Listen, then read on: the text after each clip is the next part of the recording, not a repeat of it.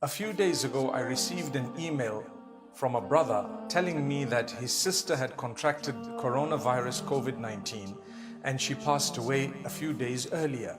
May Allah give her Jannatul Firdaus. The matter he raised was that she had a presence online, on TikTok in particular, where she did some silly things, and she was just as a teenager.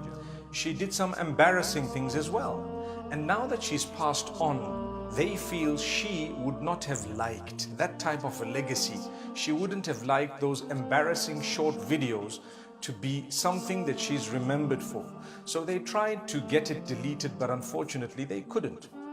They say they've contacted TikTok and whoever else to try and help them, but unfortunately with no joy. Now, the point I want to raise is simple.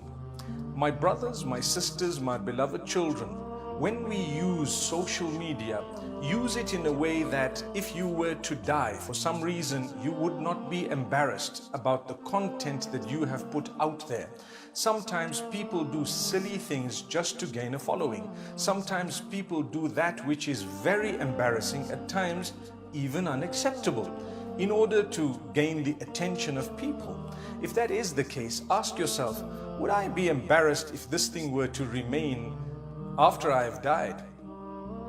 And definitely that would guide you.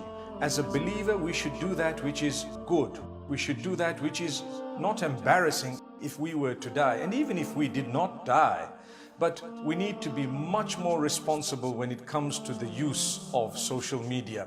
Who would like a legacy to be left after them of that which is not good? So my brothers and sisters, I thought perhaps this very short message would inspire you to be much more responsible when it comes to social media. May Allah subhanahu wa ta'ala grant us a good lesson. I pray for the sister who's passed on. I'm sure the Almighty, with all His mercy and kindness, would definitely look at her with the eyes of mercy.